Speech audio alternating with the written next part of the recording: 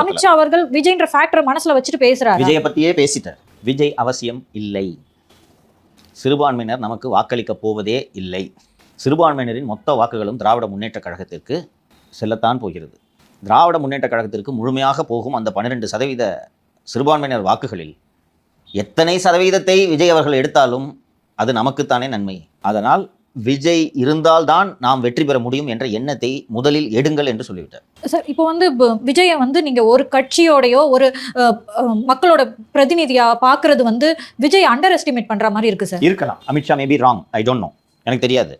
அமித்ஷா சொன்னதை தான் நான் சொல்றேன். நீங்க விஜய் அண்டர் எஸ்டிமேட் பண்றது எந்த வகையில்? அவர் நடந்ததை நான் சொல்லிடுறேன். Amit Shah maybe wrong.